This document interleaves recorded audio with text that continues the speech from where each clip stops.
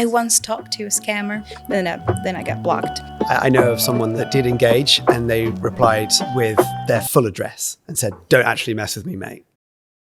So that was pretty scary. Oof, okay.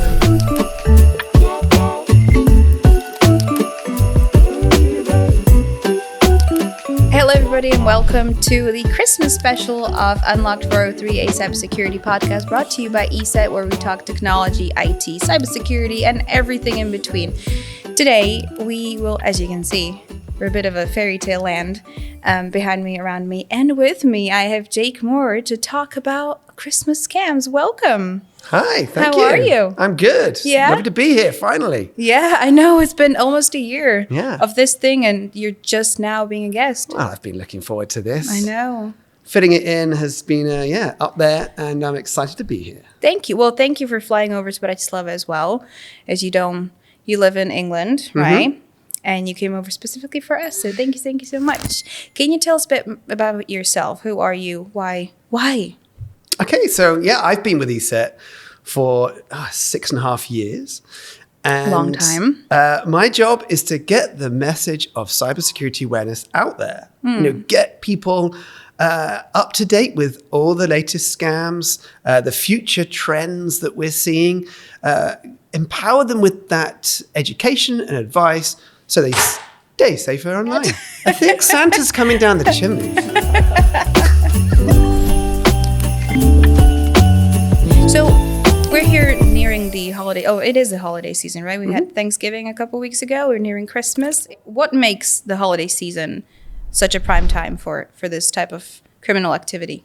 So scammers are very good at hitting the ground running when people are willing to, say, part with their cash.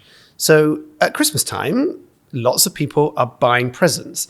People are even buying presents that they might not even need, but they just feel they have to. There's lots of people in their family, their friends that they're needing to buy things from next to nothing right the way through to maybe even hundreds of euros, pounds, dollars to people. So they're willing to part with it. Now, of course, with that demand, you then create a perfect platform for scammers to attack. So they're very good at being able to create anything from phishing emails to fake ads to targeting people who are already there willing to give them their money. And also you've got the season of giving. So it's not just the presents, but also people are more susceptible to charities and they're more, willing to give to the less fortunate. So, exactly. And we've seen this over the last few years. And they prey on it. Of course. Horrible. And they're really, really good at it. Yeah. Even better than the presents, I think. Yeah, that's a great point because these sites, they look authentic. Yeah. And they've got people who are ready to go. They've got their credit card out. And so they don't have to do that much, even though they do.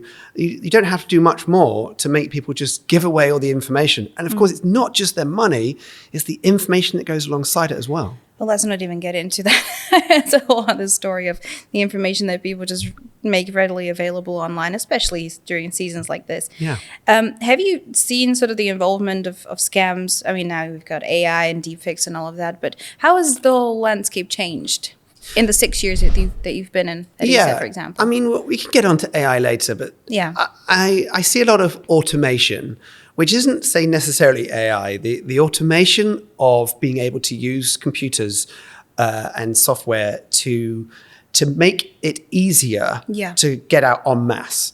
So software used to target people with text messages has just grown hugely, much more than we've seen with just your generic phishing emails. But also intercepting social media. There's not much vetting that gets done on social media, unfortunately. We believe that there should be, and of course there should be, and there are laws being put in place, but they're not perfect yet. So when you see an advert on your social media feed, there's a good chance that you'll believe that it's going to be legitimate. You'll then click on the link. You'll then go within the browser, within that feed, and give away all your information. And sometimes just clicking on the link is bad enough already. That's it. There are platforms that potentially are taking a lot of information. They're not as encrypted as you may believe they are. Yeah. And then you've given away, say, credit card details again. And you may not even realize at that point you've been scammed. It might not be for a couple of weeks until that item doesn't, say, turn up on your doorstep that you realize, that might have been an issue. Yeah. Do you think some generations are more susceptible to that? So actually, I get asked this a lot.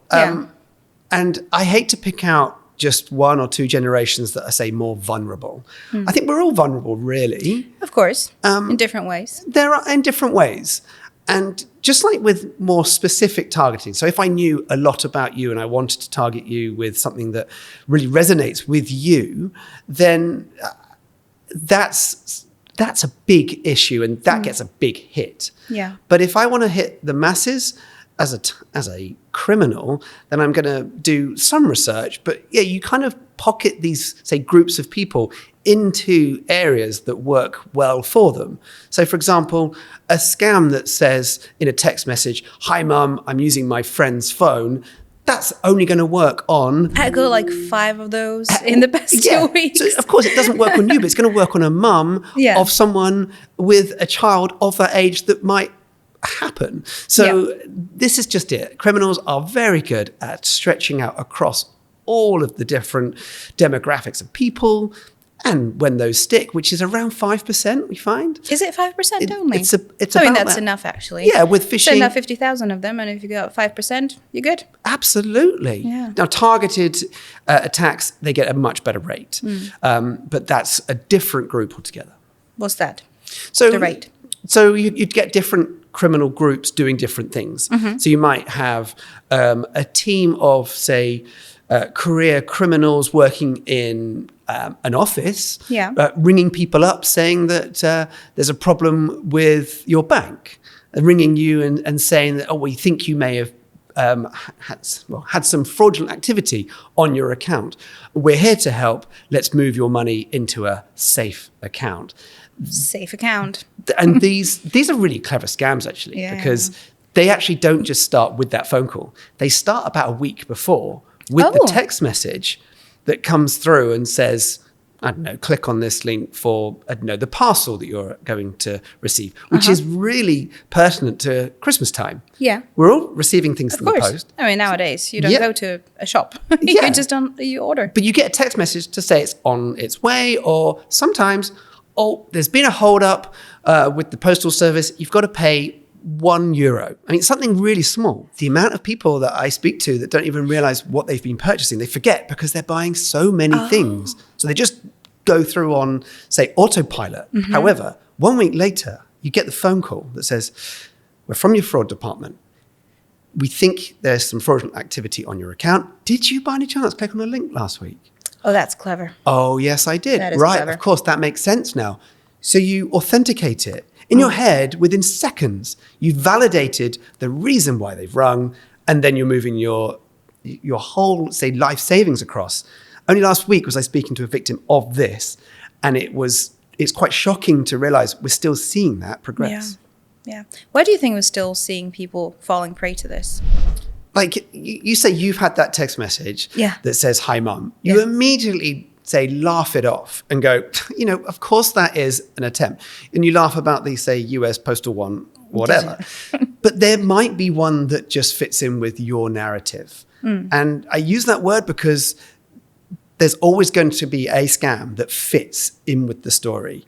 Lots of people I've spoken to say when the bank ring, they've dealt with the bank in the last week and it'll be the same bank. If it's a different bank, the red flag's already there. Yeah, of course. But this is why it's about that percentage. The 5% it'll work with, that's a good stat. And that's the reason why criminals will continue to do this until we've really hit this message home. Some people say that you can't really effectively hit this message home until everyone's actually been a victim of cybercrime. Because that's the only way they learn? Or? Yeah. And that's painful to hear. It is kind of. I understand that mindset. Yeah. Because really it's only once you've had that feeling in your stomach, that feeling you've been punched in the stomach and you've lost something, that might be the only way that you'll learn from the lesson. But that's a sad way of looking at it. Yeah. Is it 5% in general or 5% during the holiday season?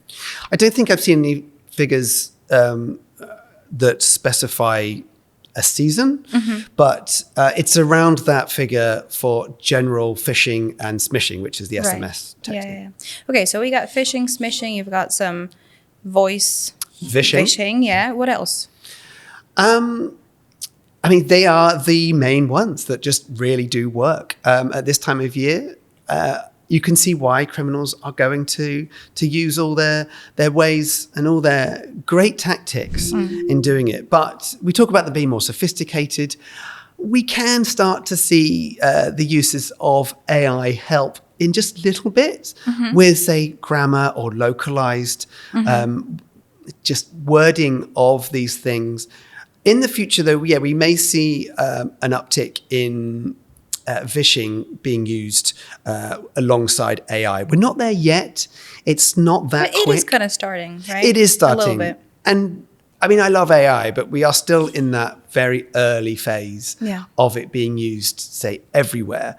But just like we are in business, we're using it, we're trying it, and they're going to get there too. So it's all about being aware. Speaking of social media, during the holidays, how are they being used by scammers to exploit us? Okay, so at Christmas time, you're looking for inspiration. You're looking for presents to purchase. You might even be looking for good deals. So at that time, there might still be a wave of Black Friday and Cyber Monday deals floating around on your platforms. And so they're noticed more than other times of the year. Those adverts do act as a way of inspiration. And so you might be drawn to something that, say, you normally wouldn't. And therefore, if criminals can just, say, weave their way into your social media feeds, it's easy pickings. Yeah. And therefore, people are, say, more likely to go and click on those links, go into those sites. They can't always see the URL. I always say, double check that URL. In fact, no, I don't even like clicking on the links in social media. Go to those sites in your normal browser. Yeah. If they are real deals, they're not going to be just for, say, their Instagram users. They're going to be on the site. So of course. Come out of it. Also, it can help the tracking as well. So they're not tracking like what you're clicking on. Because my God, the social media companies know so much about you. Lots of people think they're even listening. Why give them extra data on you? They can know how long you're on your social media feed, but they also know how long you're looking at a particular post. Yeah. Those milliseconds extra that you might, say, stick on one advert, it feeds them. So come out of it and then click into, I'd always say, a private browsing if you're shopping as well. And then if you are going to purchase anything, one of my best pieces of advice is to use a separate email address to your normal email address. Because one day that site might be breached. And we hear of data breaches all the time. Yeah. So why not have a separate shopping email, another password that's not associated with anything else, a completely brand new one, and then go and purchase it.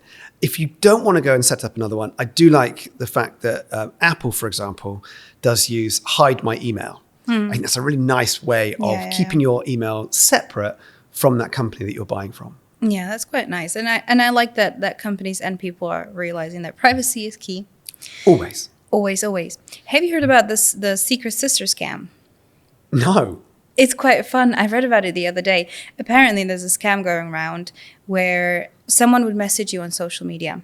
It's usually like a girl-to-girl thing. And they would message you saying, hey, we've got this Secret Sister, like a Secret Santa, but Secret Sister present train going on. Do you want to be a part of it? Like, ooh, that's quite nice. Someone's going to send me a present. I'm going to send one to someone else. Of course, you send a present, you never get one. But you send a present to this scammer, and they usually ask for what they want. So it'll be something, not very cheap. And that's it. You get scammed. Wow. But people are actually like sending presents. And this is it. I mean, it's got a believable factor to it. Because they're around holidays, Secret Santa. Yeah. And you're feeling good. You're feeling like you want to help out people. You want to be part of a community. Yeah. But it's just another reason why we just have to be extra vigilant. Extra vigilant. And it's so important to do your research. Yeah. I always say do research. And if it's a website you've never seen before, then do you go and read the reviews? But if it's a random email or a phone number, it is harder to go and do that research on it. But I would actually always err on the side of caution in anything like this and go, you know what, it sounds like a lovely concept, but I'm just going to stay safe on this one. Speaking of, have you ever been scammed? Not that I know of, but do you know what? Every single day I think I am being scammed. And that's my way of, every time I get a phone call that I don't know who it's from, I'm guarded. And I'll only give away as much information as I choose to. Yeah. If anything like this were to turn to, they then want further information that I wouldn't normally give out, then I'd say, right, I'm going to have to go and do my extra research. Yeah. Because, I don't want to be scammed. No one does. Nobody wants to. But I'm thinking about it all the time. Yeah. It's funny, some of my friends are so willing to give away so much because they're so much friendlier with people they don't know. I'm very reserved with any information that I don't want to give out to people that they don't already know. Of course, there's lots of information about me on the internet and my voice. You've got your social media and everything. Of course. But the majority of my social media platforms are private and only have people that I know in them. But but still, people can screenshot, people can copy paste. That's it. And I've done tests like this where people are private, but then I've gone to add them on, say, other accounts that I've got to prove a point, and they accept it. Because a lot of people just want, say, followers, big numbers, so they do accept it. So private is one stage, but then if they accept most people anyway, then that's the next stage. Once they're in, they don't just get access to information on that person. I've done tests on this where you actually find out information on their family members too. So there was a CEO that said, Jake, I'm not on social media. You won't find any information about me. And I said, okay, that sounds like a really fun challenge. Yeah. What do you want me to find out? And he said, fine. I bet you can't work out my date of birth. I said, that sounds easy. So on one of my Instagram feeds that I have just to go and do some testing with, I found that he had 2 daughters that were on social media. I added them from this fake account. And they accepted you? And they accepted. Oh, and then lovely. I found within, they were in their mid-20s. They had pictures of them with their dad on his 60th birthday with 2 big balloons, 60. It said, happy 60th today. Yeah. It was about an hour, I was able to go back to him and said, I've got your date of birth. And that wasn't with you on social media. An hour? Yeah. Just an hour. Wow. Yeah. Do you know, I get so paranoid that I don't even accept people I know on social media. Because sometimes you don't recognize, if they have a private profile and it doesn't say their name, it's just a nickname. Sometimes you don't recognize them or the picture could be something different. And then I would ignore it. And then a couple of days later, I'd get a message on like WhatsApp or somewhere else and be like, hey, what's up with this? Like, oh, I didn't know that was you. I don't accept people I don't know. It's good to be on guard. But on the flip side of that, we've seen cloned social media accounts where people pretend to be someone that you do know. You may even think, I thought I was connected with that person already. Or stolen accounts as well. Those are huge. Just as much. And then they're in because we are polite and we're nice. And so we go, hi, I know this person. I'll add them. And then before you know it, they're scamming from within. Even within, say, the stolen account, that works, say, in a way that goes not direct to the stolen person through extortion. They go to their friends to pretend to be that. And that's a great scam. I once talked to a scammer. A friend of mine's profile got stolen, but she alerted everyone that she knew that, hey, this profile is now being corrupted and here's my new one, like, ignore it. And a few months later, I get a message from this person, this scammer, like, hey, I don't even know what it said exactly, but it was something about I'm in trouble or something. You know, it's always the same tale, isn't it? And I was like, ooh, this is exciting. Let me talk to you for a second. I was like, oh, are you the scammer? I was like, no, this is me. And then said the name of the person. This is me. This is really me. And I said, no, you're the scammer. Like, did you actually catch anyone? Then I got blocked. But it was still fun. It was like, oh, well, that's kind of cute. Talking of AI, because I love that. And the more time you're wasting from scammers, the less time they've got on people. However, I don't advise to engage with them because you never know how much more they may know about you. Yeah. And I've also heard horror stories of this kind of thing as well. I know of someone that did engage, and they replied with their full address and said, don't actually mess with me, mate. So that was pretty scary. Okay. So the best thing from this is now there's a company in the UK that really cleverly is using an AI granny, they've called her. AI granny, wow. To intercept these phone calls. So when the scammers ring up these numbers, the fake AI granny, it sounds perfectly like a granny too, picks up the phone, engages with the scammers, and the scammers will say, there's a problem with your bank and we're going to have to move the money. And she stalls them for quite a while. So W is then a dot. 3 times W and then dot. I think your profession is bothering people, right? I'm just trying to have a little chat. It's nearly been an hour! For the love of... Gosh, how time flies. Because while they're busy talking to me, they can't be scamming you. And let's face it, dear, I've got all the time in the world. Oh, that's up to lovely. an hour. That is and the scammers think they are dealing with a perfect, let's call her a sucker. Yeah. But really, I love this. The scammers are being sucked in, and it's working very well. Beautiful. Yeah. That is beautiful. Speaking of AI and deepfakes, have you already seen them in the wild used in scams of this character, holiday scams? I haven't seen them as much as I thought I would in scams yet. I have seen them being tested, and I call them tested because I think groups of criminals are playing around with the software, just like we all are. I mean, I'm playing with deepfake stuff all the time just to test it and to understand it. And the ones that I've seen work well are audio clones of, say, public figures. There was one that did really well in the UK where it sounded like the Mayor of London was talking about something, and it went viral on all the social media platforms. I don't give a flying about the Remembrance Weekend, and even more so don't care about next Saturday.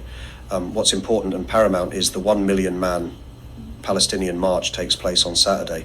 I control the Met Police. They will do as the Mayor of London tells them and obey orders. Yeah. For 24 hours, people believed it.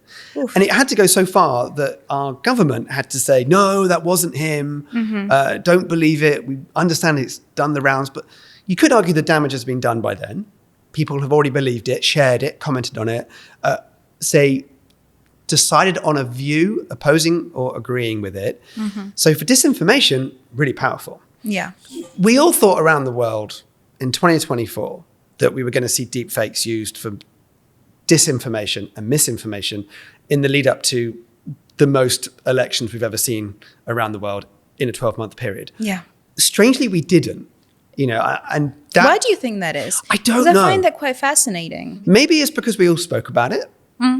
All the press were talking about it. Yeah. That's an amazing awareness program right there.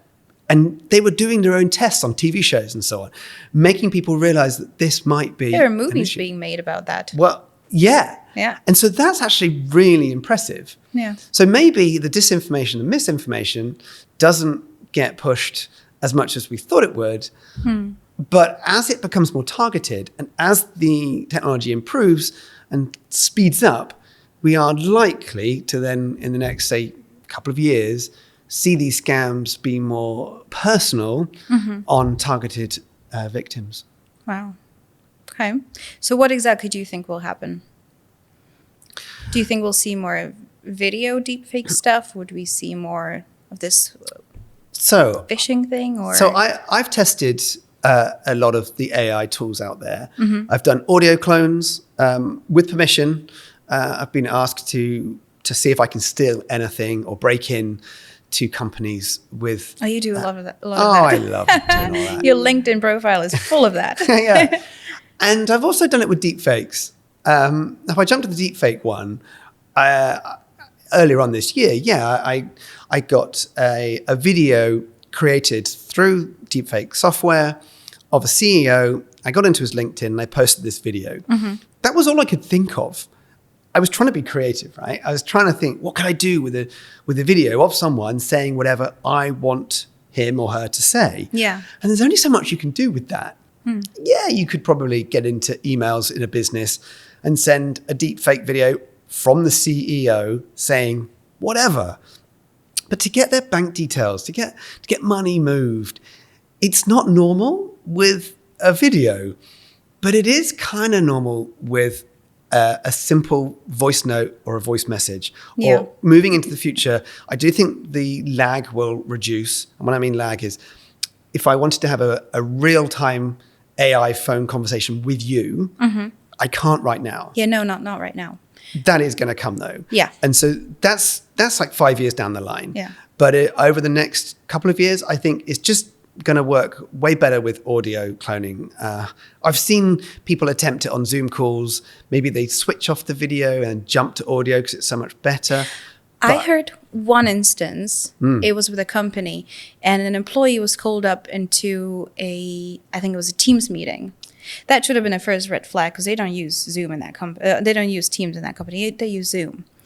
But it was like, okay, well, this C-level wants me to jump on a call, so I'm going to jump on a call. Yeah.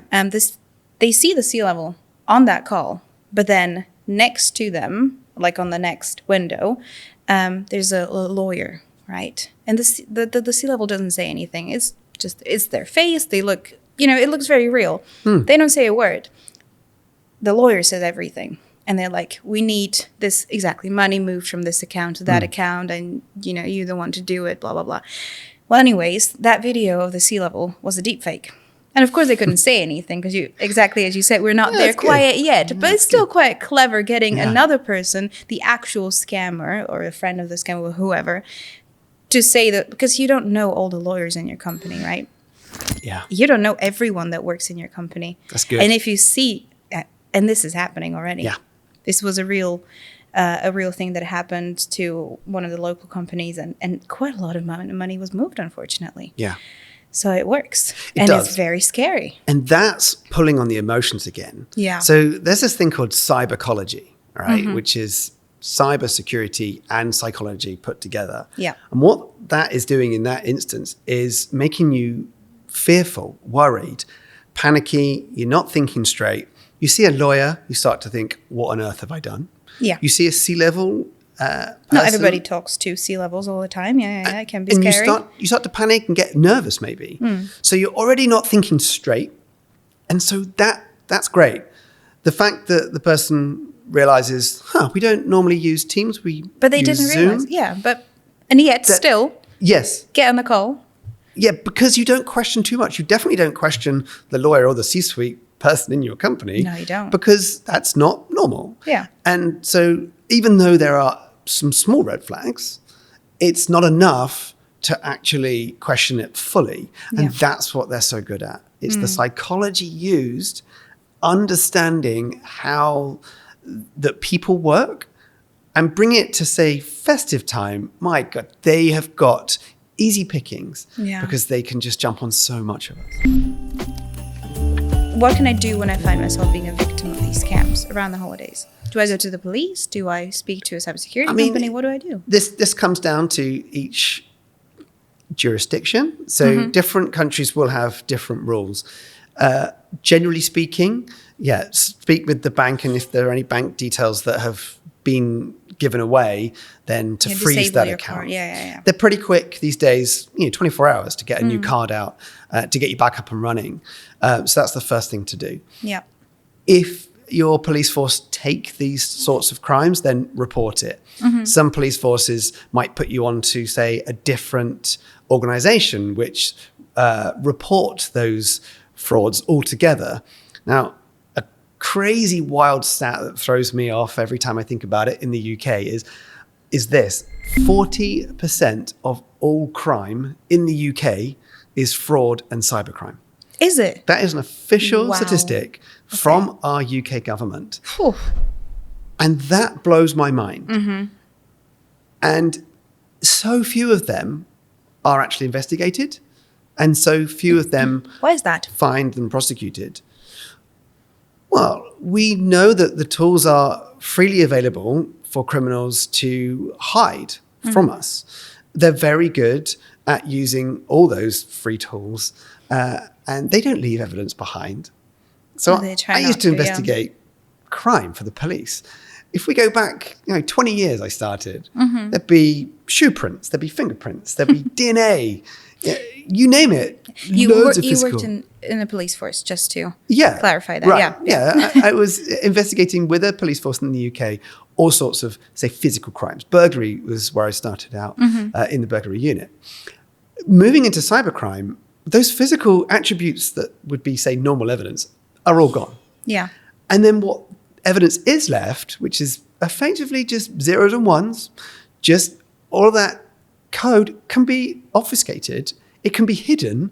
It can be thrown a wild goose chase, just bringing in things like typical virtual private networks, the dark web, spoofing of phone numbers, those typical things that the public think it must be easy to go and locate where those scammers are. It leaves police forces just scratching their heads thinking, oh, how on earth can we do this? So it actually comes down to prevention.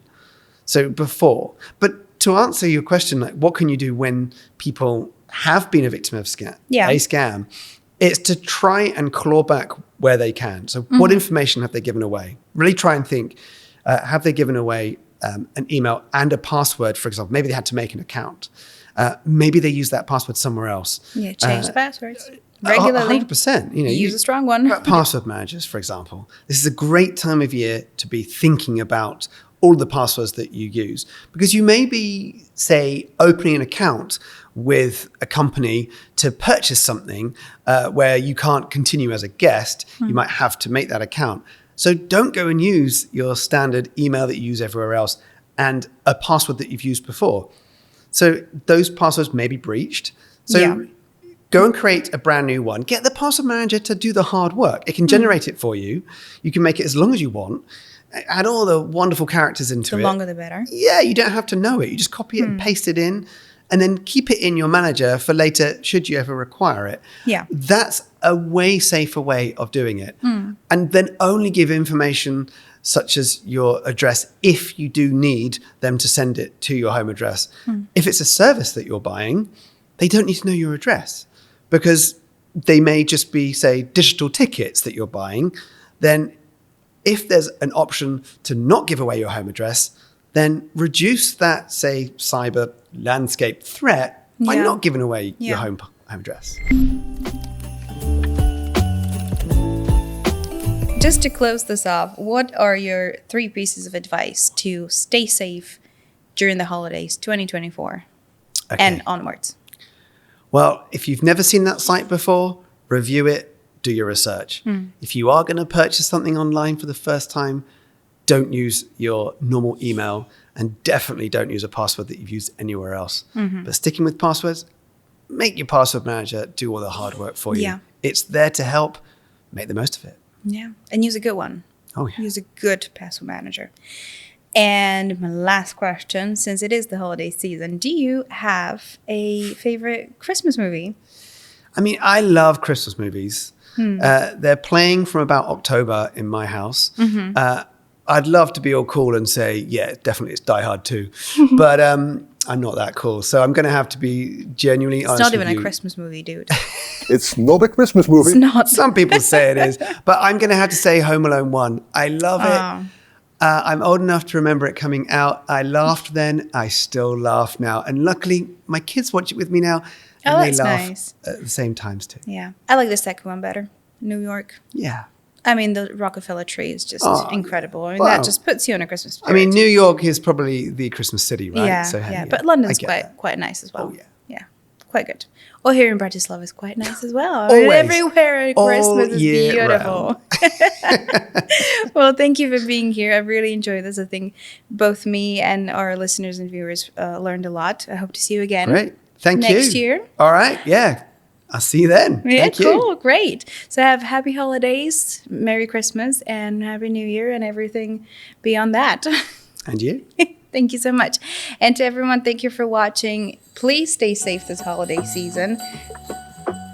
What is that? Do you want me to go and get it? All right. Make me stand up for this.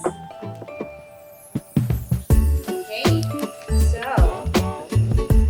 I don't know what they're doing. God help us. Okay, so I've got a card. It says Merry Christmas. Is it for me? For both of us? Okay. So it looks like Christmas has arrived early this year. And beneath the fireplace, you'll find stockings with your names. Go ahead and take a look. Oh, at the top there. Okay. Drew, let's go. Let's go. All right. As well.